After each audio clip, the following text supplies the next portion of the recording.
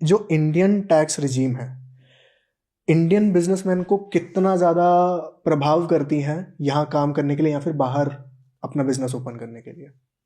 देखिए, इंडिया की overall tax regime जो है वो थोड़ी डेट्रीमेंटल ही है। मतलब दो काफ़ी इंप्रूवमेंट्स हुए हैं, बट बहुत टाइम जा रहा है उसमें इंप्रूवमेंट होने में। You see progressive countries, they are inviting so beautifully. Estonia, लोगों ने नाम भी नहीं सुना है। मतलब वो यूएसएसआर का पार्ट होता था और बाद में यूरोप का पार्ट हो गया, और वो 3 कंट्रीज हैं छोटी छोटी सी, लिथुआनिया, एस्टोनिया और एक और है लुथनेशिया, ऐसा कुछ नाम है उसका। एस्टोनिया से इतनी सी टिड्डी सी कंट्री है, ठीक है, और वो इतना अट्रैक्ट करती है ग्लोबल टैलेंट को स्टार्टअप्स बनाने के लिए, बिकॉज वो टैक्स ही नहीं करती। और वो टैक्स का तब करेगी जब आप पैसा बाहर लेके जाओगे। जब तक आप पैसा अंदर रख रहे हो तब तक कोई टैक्स नहीं करती। सिंगापुर है, दुबई है, they have become very tax friendly. I think India में जो लोग अभी भी काम करते हैं वो इसलिए करते हैं क्योंकि इंडिया का टैम्स बहुत बड़ा है। आपको जो मार्केट मिलती है ना इंडिया की, वो साइज ऑफ मार्केट मिलना बहुत मुश्किल है, बहुत ज़्यादा डिफिकल्ट है। तो आई थिंक वो एक भारत में रहने का फायदा हो।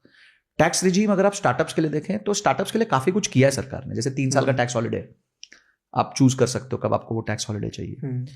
उसके अलावा जनरली कॉर्पोरेट टैक्सेशन को थोड़ा कम किया गया है। तो आई थिंक इतना बुरा नहीं है, but definitely a lot of room for improvement, lot of room for improvement. मतलब मुझे ऐसा लगता है कि सरकार को री इन्वेस्टमेंट पे टैक्सेशन नहीं लगाना चाहिए। अगर कोई फाउंडर अपना पैसा री इन्वेस्ट कर रहा है बिजनेस में, तो उसको मेरे हिसाब से बहुत कम टैक्स लगना चाहिए, बहुत कम। मतलब 50% कंसेशन मिल जाना चाहिए टैक्स में। टैक्सेस की बात हुई है, क्या इंडिया के अंदर विमेन के लिए टैक्स, लोन या फिर जो हम इन्वेस्टमेंट रिटर्न्स हैं उसके ऊपर कुछ है खास? देखिए, कुछ इंस्ट्रूमेंट्स है, जैसे सुकन्या समृद्धि है, एक बहुत अच्छा इंस्ट्रूमेंट है गर्ल चाइल्ड के लिए। उसमें धीरे धीरे जब लोग पैसे डालते हैं तो बाय द टाइम बच्ची बड़ी होती है, 14 साल की होती है, तो 70 लाख रुपए तक का कॉर्पस बन जाता है, विच इज टैक्स फ्री। तो एक बहुत बड़ा मेरे हिसाब से वो नंबर है जो एक बन सकता है एक परिवार के लिए।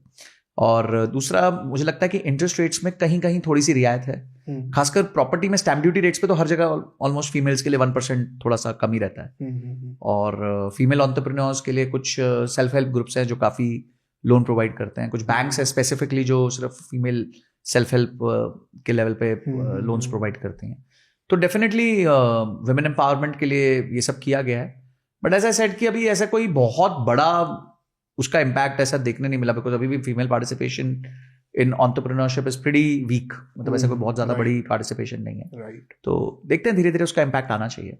ये है the best of the rich, जहां मिलेंगे आपको सारे unscripted conversations, unique ideas, inspirational stories, fun, controversies, emotion, drama, दुख, दर्द, पीड़ा, सब कुछ शॉर्ट फॉर्मेट में। So to fill your feed with the rich content, subscribe कीजिए The Rich Clips and share it with your friends also on WhatsApp groups and enjoy.